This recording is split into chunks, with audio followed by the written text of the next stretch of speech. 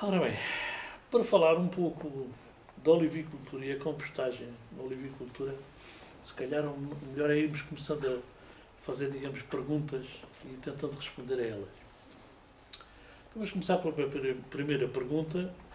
Em princípio as pessoas já sabem, mas não é demais repetir. É, em primeiro lugar, o que é compostagem? Bom, a compostagem não é mais que um processo ou um conjunto de processos e técnicas que têm como objetivo ou visam acelerar a decomposição de materiais orgânicos originais a fim de, em relativamente pouco tempo, consegui-los transformar num material umificado, já vamos depois perceber o que isto é, e como tal relativamente estável. Atenção, às vezes nas internet diz lá que é um material estável. Não, é relativamente estável. Nenhum destes materiais é completamente estável. Mas que se possa incorporar no solo sem grandes problemas, nem para o solo, nem para a cultura que a gente tenha lá ou queira fazer lá. Portanto, volto a dizer, é um processo de fazer isto de uma maneira relativamente rápida. Quando digo rápida, é de alguns meses, atenção. É uma maneira de acelerar uma umificação. Atenção, que a umificação não é nenhum processo artificial. Existe na natureza, já lá vemos também. Bem, então, e para que é que serve a compostagem? Que é a segunda pergunta. A compostagem serve essencialmente, vamos dizer, duas coisas, ou duas vertentes de coisas. Uma delas, a primeira, claro, é fornecer ao solo, quando digo solo estou a falar da terra agrícola, nós em linguagem técnica dizemos sempre solo, fornecer um fertilizante que ajuda a manter ou até a aumentar o teor de matéria orgânica e humus, ou que é a matéria orgânica unificada, e também nutrientes minerais. Há uma certa tendência as pessoas valorizarem muito os nutrientes minerais.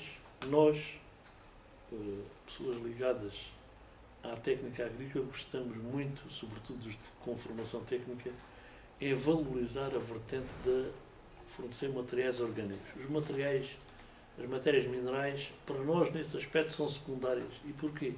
Em certa medida, porque as doses necessárias são mais pequenas e até as podemos comprar no mercado. Isto é, há fertilizantes minerais que são relativamente fáceis de adquirir e de aplicar.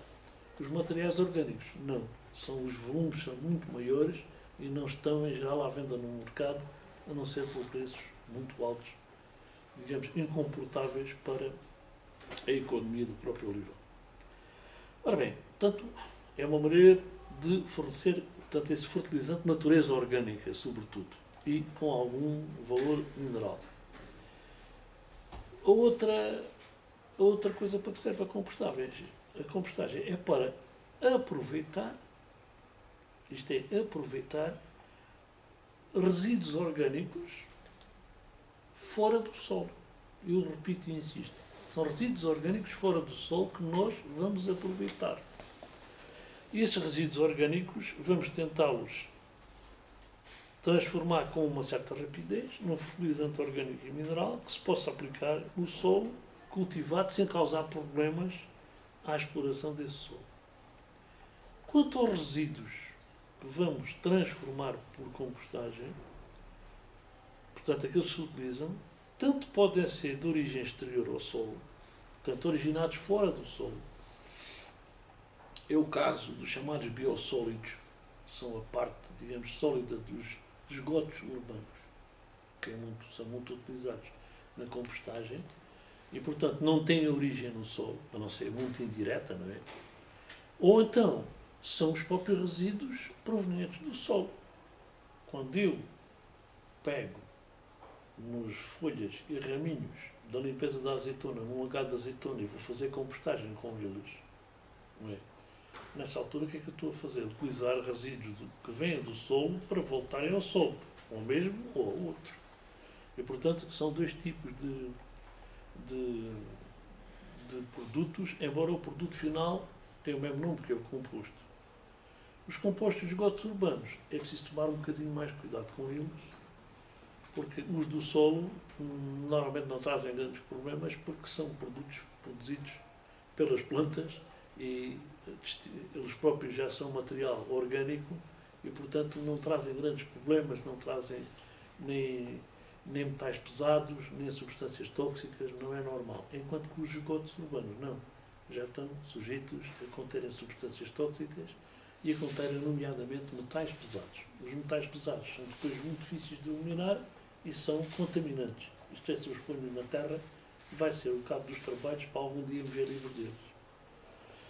E daí termos de ter algum cuidado com isso. Ora bem, então a pergunta que é a terceira, vamos à terceira pergunta, é se existe compostagem na natureza. Ora, de facto, temos de ver que em todos os solos, os resíduos de todos os seres vivos que vivem nesse solo e que nele morrem, estou-me a referir às plantas, aos animais, aos micro-organismos, todos esses resíduos são decompostos seguindo dois processos principais. Aliás, qualquer material orgânico, restos de planta, raízes, caules, folhas, restos de animais, restos de micro-organismos, quando são abandonados na Terra, o próprio sistema biológico complexo que é a Terra processa a sua decomposição. Mas a decomposição podemos, embora seja simultâneos os dois processos, há duas, digamos, linhas de decomposição. São simultâneas. Cada uma com resultados algo diferentes. Uma linha é a chamada umificação, que é um processo essencialmente químico-biológico. Às vezes até pode ser quase exclusivamente químico. E neste processo, os materiais orgânicos originais, vamos pensar, uma planta ou um conjunto de plantas que morreu e se decompõe na terra. Por umificação, esses resíduos vão sendo transformados progressivamente num produto a que damos o nome de humus, ou matéria orgânica umificada. O que é isto? É um complexo de substâncias orgânicas, em geral escuras ou muito escuras, que são mais estáveis, muito mais estáveis que a matéria orgânica original e que são da maior importância para as propriedades do solo. E quando digo propriedades do solo, são propriedades químicas, propriedades biológicas e, sobretudo, ao contrário que muita gente pensa, propriedades físicas. Relacionadas com, por exemplo, no caso das propriedades químicas, a sua capacidade de retenção de nutrientes minerais para depois os fornecer às plantas. Nas propriedades físicas, a porosidade, a facilidade de penetração das raízes, a facilidade de penetração da água e outras. E nas propriedades biológicas, que uso de referir, são todos os fenómenos de transformação biológica que se ocorrem no solo. Tanto mais intensamente quanto melhor a biologia do solo. Ora bem, portanto, a umificação é muito importante, sobretudo até nas propriedades físicas e biológicas, mas também nas químicas. A outra via de decomposição é a mineralização. A mineralização, propriamente dita, consiste em quê? Em todo o material orgânico acabar por se decompor, libertando substâncias minerais, relativo com, digamos, composição química relativamente simples. Isto é, água, dióxido de carbono, elementos químicos nutritivos, etc. Mas parte deles voláteis, parte deles solúveis, outros podem ser insolúveis, mas sempre materiais minerais simples, sem qualquer efeito nas propriedades físicas, por exemplo, do solo, com apenas efeito nas propriedades químicas e biológicas, mas com muito pouco efeito nas propriedades físicas. Ora bem, essas substâncias minerais são o resultado final da mineralização, e pela mineralização a matéria orgânica deixa de ser orgânica. Isto é toda decomposta. Quero chamar a atenção que o próprio humus, portanto a matéria orgânica umificada, também sofre mineralização. Só que essa mineralização, por isso é que não é um material totalmente estável, é relativamente estável. A diferença está aqui. Se eu incorporar matos ou palhas de uma seara, os incorporar na terra, ou mesmo que os deixar superficial pelo terceiro, ao fim de um ano, cerca de 2/3 decompuseram-se. Não sei se estão a ver. Isto é, só reside lá passado um ano 1/3 do material original. O resto já foi mineralizado.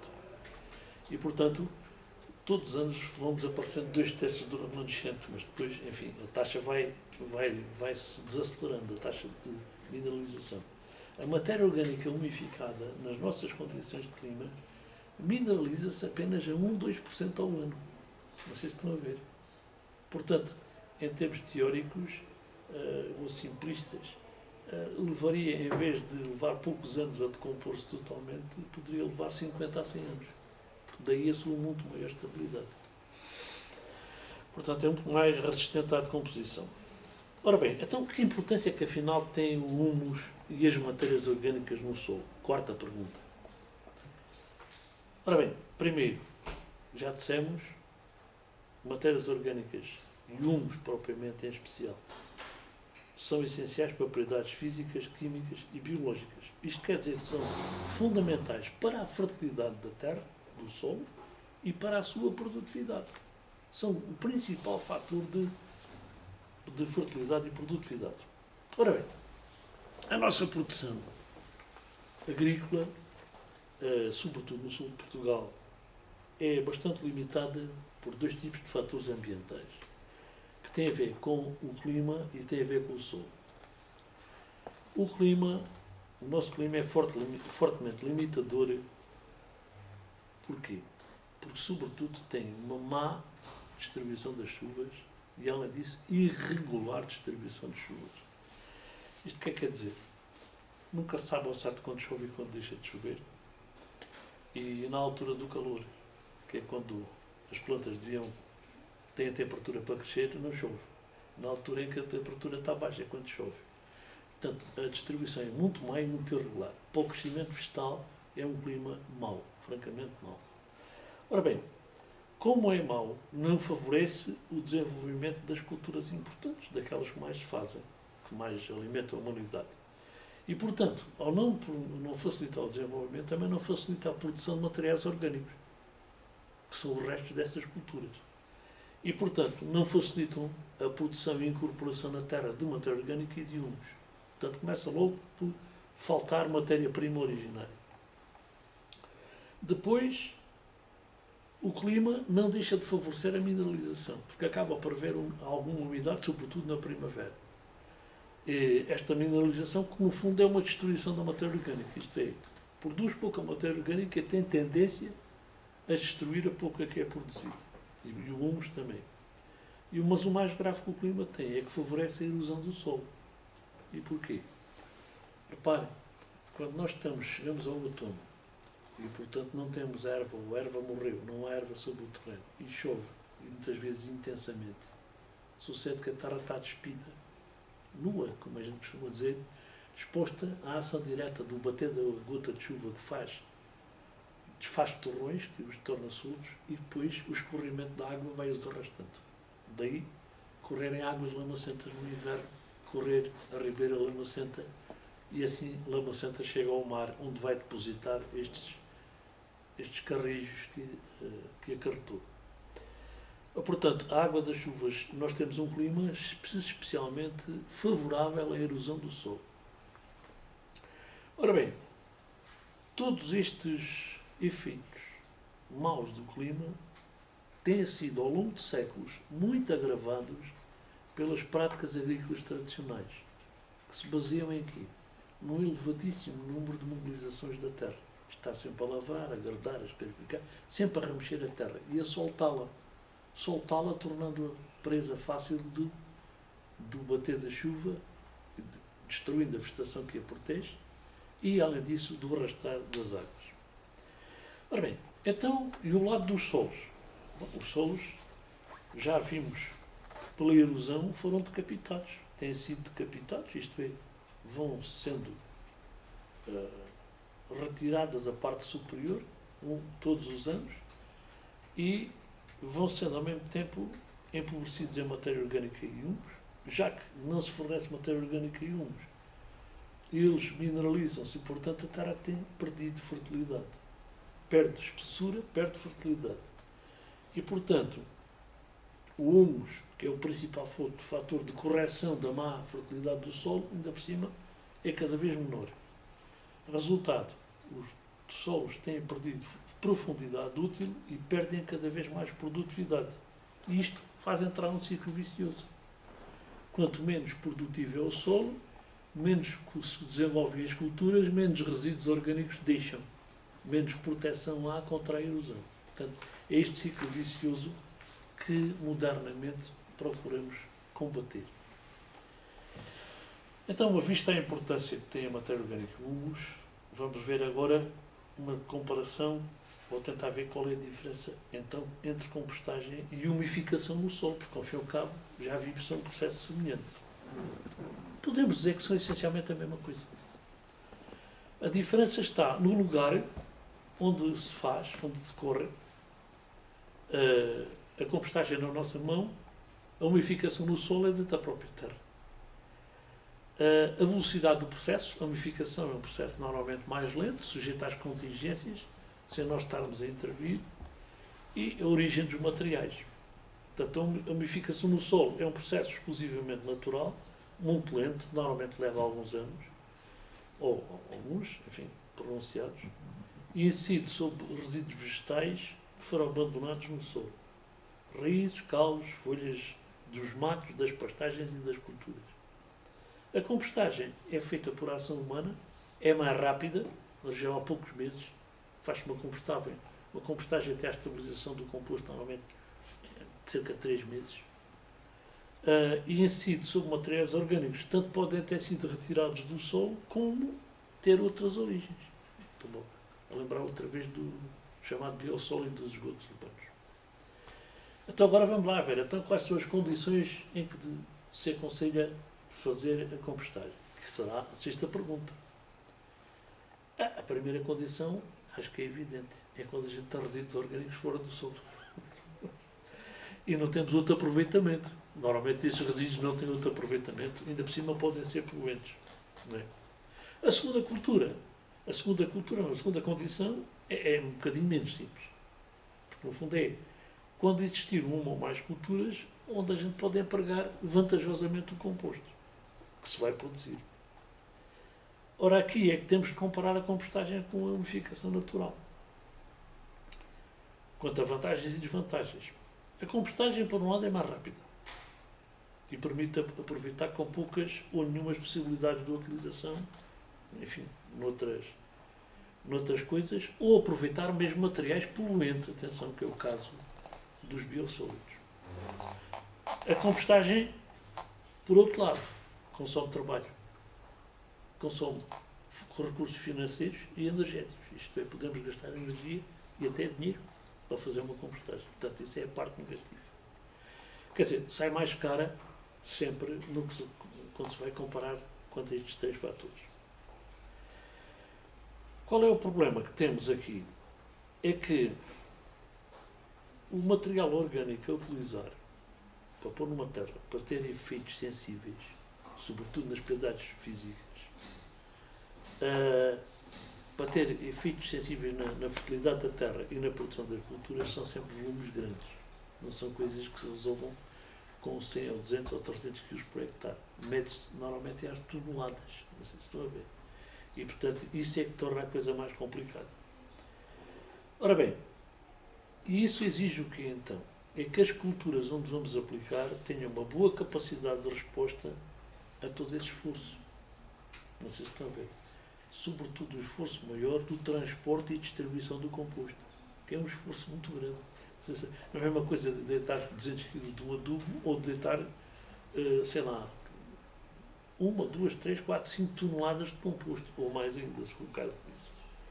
Portanto, é conveniente que as culturas onde se vai aplicar tenham capacidade de resposta. A primeira das quais, já se sabe, é a capacidade de resposta financeira. Isto é, o agricultor tem de pensar que se vai colher qualquer coisa de jeito a partir desse esforço que vai fazer. Posso dizer desde já que as culturas que se podem enquadrar nesta categoria são, na sua grande maioria, culturas hortícolas. Isto é, são culturas herbáceas intensivas, que trazem um grande valor acrescentado. Estou-me a lembrar, por exemplo, o morangueiro, em cultura forçada. Normalmente, portanto, com sistemas ou de plástico no chão ou de cobertura, de maneira a intensificar a sua produção e conseguir produzir fora da época, para que a gente vá conseguir vender um morango a 3 euros o quilo, em vez de vender a 1 euro, e meio. Estão a perceber? Isto é, uma cultura desse tipo. Já é mais problemático aplicar um morango tradicional nos países onde ele se produz sem qualquer forçagem, que é um morango barato. Não sei se estão a ver. Ora bem, podem haver algumas culturas frutícolas, isto é, culturas de árvores de fruto, já são lenhosas e intensivas, desde que sejam de facto culturas de valor. As culturas de menor valor já é mais difícil justificarem. Quais são as culturas inadequadas? São as culturas não intensivas. Portanto, são as árvores de fruto de exploração pouco intensiva, são as culturas florestais, tipicamente, e são as grandes culturas, como, sei lá, o milho, o arroz, o trigo, não é? Que não são culturas de molde a darem uma resposta positiva. Finalmente, a última pergunta. Será que há vantagem em fazer compostagem no olival? Bom, primeiro temos que chamar a atenção que o olival, mesmo os mais intensivos, são uma forma de fruticultura que não é muito intensiva, mesmo os mais modernos. E, portanto, o olival tem outra característica, é que ele próprio pode produzir, como já falámos anteriormente, resíduos suficientes para fornecer ele próprio os resíduos orgânicos. E assim conseguir manter bons níveis de matéria orgânica. Não quer dizer que na olivicultura tradicional isso se fizesse. Não, infelizmente não se fazia. Mas modernamente já temos práticas, já se seguem práticas que permitem manter esses níveis. Ora bem, de onde é que vêm esses resíduos? Vêm das folhas das árvores, vêm das folhas, caules e raízes das ervas que se deixem no terreno, sem os destruir. Ou por outra, destroçando-os, mas não os queimando. Isso é que nunca. Ora bem, estes conjuntos podem deixar resíduos suficientes para manter, de facto, esses níveis de matéria orgânica, ou até melhorar, desde que se sigam 3 regras essenciais. E com isto vamos concluir. A primeira é deixar no terreno toda a folhagem e raminhos da poda e da colheita, podendo, eventualmente, destroçar os ramos que necessitem disso. Segundo, deixar no terreno todos os restos de ervas, raízes, caules e folhas. E, finalmente, muito importante, suprimir as mobilizações do solo. Isto é, deixar de arranhar, lavrar, gradar a terra, porque essas práticas arejam excessivamente a terra e, ao arejar excessivamente a terra, incrementam a mineralização. Aceleram a mineralização, isto é, a destruição do material orgânico. A mineralização de uma terra que está em repouso, que lá crescem ervas e árvores e caem folhas, se não se mexer na terra, a mineralização existe, é natural e é necessário, até para libertar elementos nutritivos minerais para as próprias plantas, mas é suficientemente lenta para permitir que a umificação dos restos orgânicos vá manter as matérias orgânicas do solo.